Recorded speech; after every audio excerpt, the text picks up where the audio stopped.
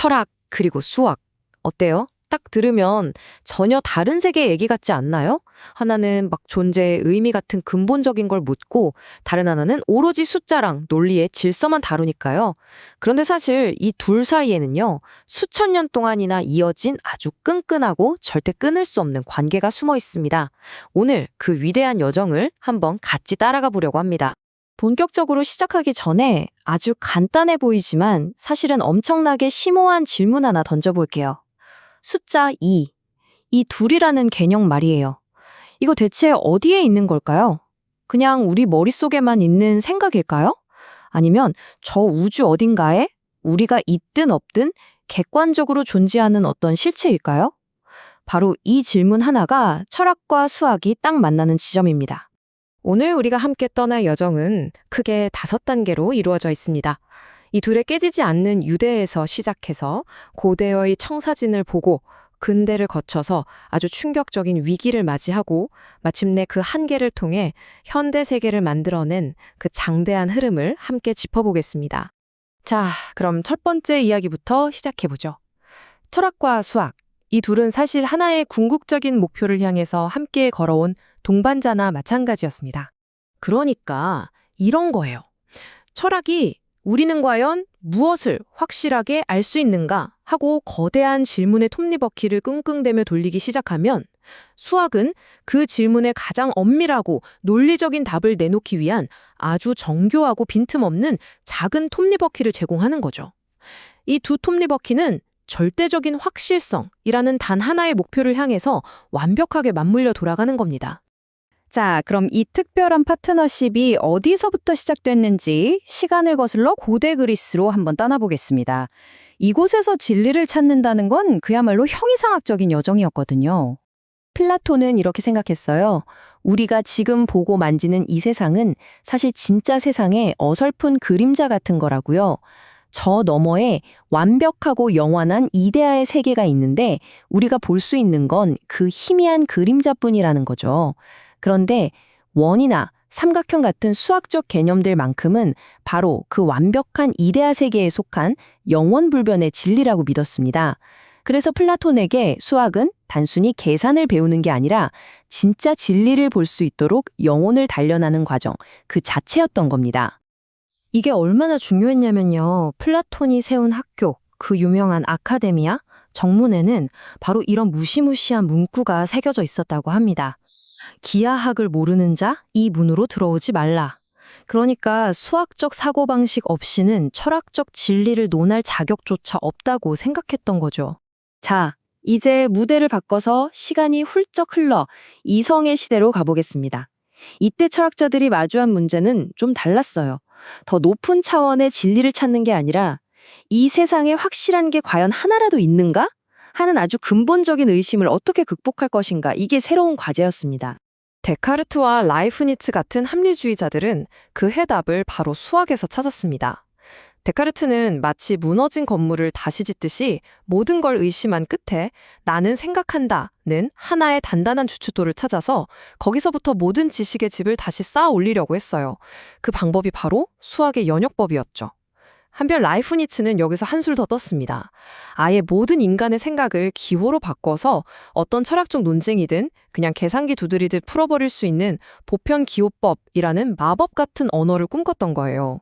그런데 이렇게 모든 걸 완벽한 논리 위에 세우려던 이 야심찬 꿈이 예상치 못한 거대한 벽에 부딪히게 됩니다.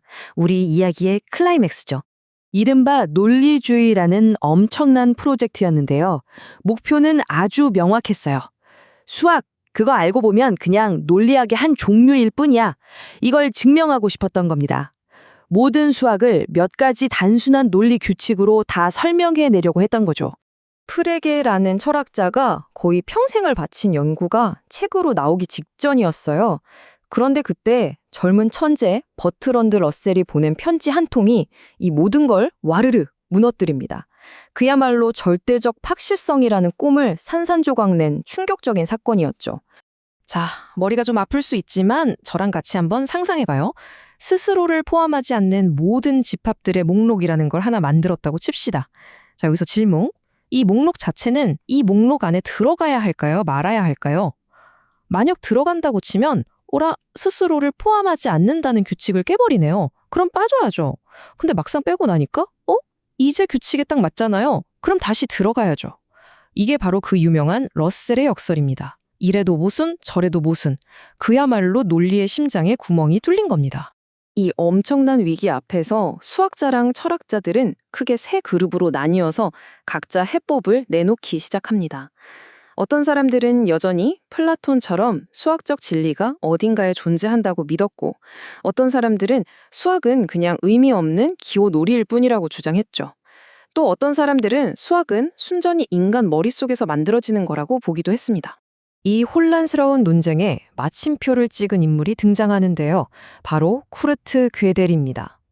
그는 이 모든 것을 아우르는 완벽한 논리 시스템을 만들려는 인류의 오랜 꿈에 대해 심오하면서도 최종적인 판결을 내렸습니다. 괴델이 증명한 건 정말 충격적이었어요. 간단히 말하면 우리가 진실이라고 알고 있는 것의 영역이 우리가 증명할 수 있는 것의 영역보다 더 넓다는 걸 증명해버린 겁니다. 즉, 아무리 완벽한 논리 시스템, 완벽한 지도를 만들어도 그 지도에는 결코 표시할 수 없는 진짜 땅이 반드시 존재한다는 거죠.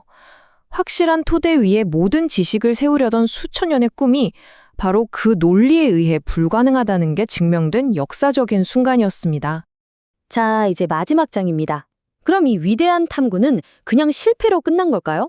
천만에요. 오히려 역사상 가장 위대한 실패 중 하나가 되었습니다. 아니, 이렇게 머리 아픈 논리 이야기가 어떻게 우리가 쓰는 컴퓨터랑 연결되냐고요?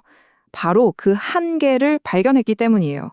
논리가 모든 걸 해결해 줄 수 없다는 걸 알게 되자 앨런 튜링 같은 사람들이 그럼 논리가 계산할 수 있는 건 어디까지지? 라는 새로운 질문을 던지기 시작했거든요. 이 질문이 바로 오늘날 우리가 쓰는 모든 컴퓨터의 이론적 시작점이 된 겁니다. 그리고 기계가 생각할 수 있는가 같은 인공지능에 대한 철학적 질문도 바로 여기서부터 불붙기 시작한 거죠. 결국 이 둘의 관계를 가장 잘 보여주는 그림은 바로 이런 모습이 아닐까 싶습니다. 우주의 질서라는 거대하고 파악하기 힘든 무언가를 이해하고 붙잡기 위해서 인류가 사용하는 양손과도 같다는 것. 그러니까 철학이 우리에게 자, 저길 봐. 저게 우리가 탐구해야 할 대상이야 하고 방향을 가리키는 손이라면 수학은 좋아. 그럼 이 도구를 써서 가장 정확하게 분석해보자 하고 날카로운 연장을 쥐어주는 손인 셈이죠. 이렇게 둘은 완벽하게 서로를 보완하면서 인류의 지식을 넓혀왔습니다. 이성과 형식, 철학과 수학은 이렇게 서로 손을 맞잡고 인류의 지성을 한 단계 끌어올렸습니다. 하지만 괴델이 알려줬듯이 우리의 가장 강력한 무기인 논리조차 완벽하지는 않았죠. 자, 그렇다면 여러분께 마지막 질문을 던져봅니다. 논리의 한계를 넘어 이 우주를 이해하기 위한 인류의 다음 위대한 도구는 과연 무엇이 될까요?